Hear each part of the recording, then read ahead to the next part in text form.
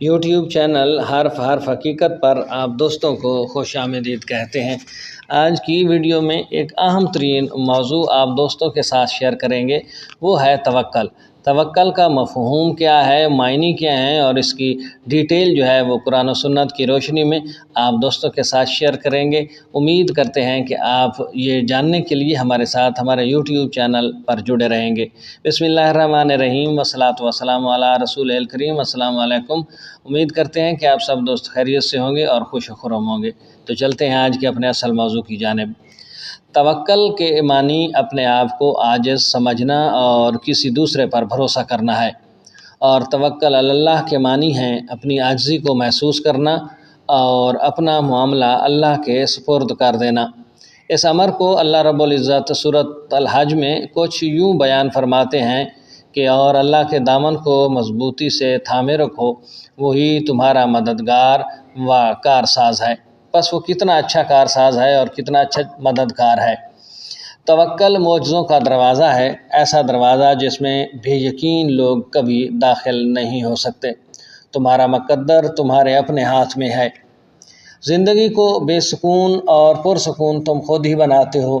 تم وقت کے ساتھ نہیں چلتے ہو، بلکہ جہاں جو حادثہ روک دے وہیں تمام عمر ٹھہرے رہتے ہو۔ تمہارے آس پاس کتنی بے شمار نعمتیں ہوتی ہیں اور تم ایک محرومی کے لیے ان سب کو نظر انداز کر دیتے ہو۔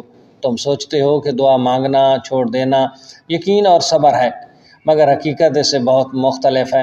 یقین تو وہ ہے جب کچھ نہ ہونے کے بعد بھی دعا کے لیے ہاتھ اٹھائے جاتے ہیں۔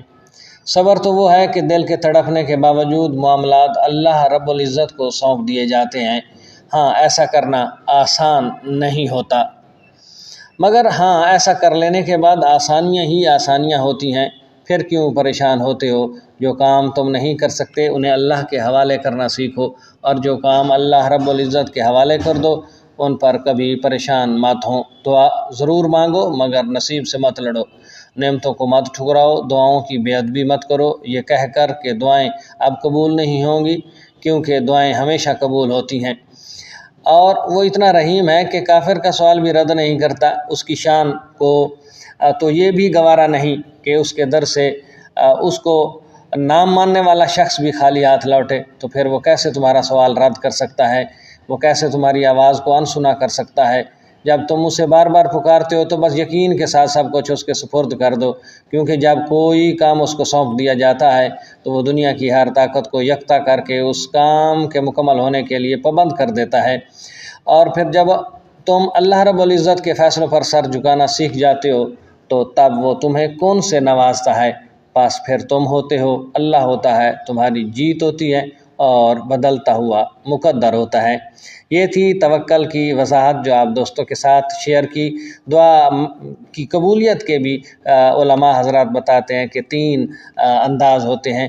ایک دعا فوراً قبول ہو جاتی ہے، دوسری دعا کے بدلے آپ کو کچھ اور عطا کر دیا جاتا ہے، اور تیسری دعا ایسی ہوتی ہے جسے آپ کے حق میں جمع کر لیا جاتا ہے اور بروز قیامت اللہ کے حضور وہ دعائیں پیش کی جائیں گی۔ جب انسان کا اعمال تولے جائیں گے تو پھر نیکیاں اگر کم ہوں گی تو گناہ زیادہ ہوں گے، تو نیکیوں کے پلڑے میں اللہ تعالیٰ کی طرف سے ایک پرچی ڈالی جائے گی اور اس پر لکھا ہوا ہوگا کہ وہ تمام دعائیں جو آپ کی دنیا میں قبول نہیں کی گئیں یہاں پر ان کا آپ کو صلہ دیا جاتا ہے۔ بس انہی دعاؤں کی وجہ سے بندے کی بخشش ہوگی۔ اور کہتے ہیں کہ وہ جو شخص ہوگا وہ کہے گا کہ کاش مجھے پتہ ہوتا کہ دعا کا اتنا فائدہ ہے اس دنیا میں، تو میں کبھی بھی اللہ سے یہ دعا نہ کرتا کہ میری دعائیں اسی دنیا میں قبول ہوں، بلکہ میں یہ دعا کرتا کہ میری ساری دعائیں آخرت کے لیے رکھ دی جائیں۔ امید کرتے ہیں آج کی یہ ویڈیو آپ کو پسند آئے گی۔ ویڈیو پسند آئے تو چینل کو سبسکرائب کیجئے گا، ساتھ میں لگے بیل آئیکن کو ضرور دبائیے گا تاکہ اس طرح کی آنے والی ویڈیوز کے لگاتار نوٹیفیکیشن آپ دوستوں تک بر وقت پہنچتے رہیں۔ اب تک کے لیے اتنا ہی۔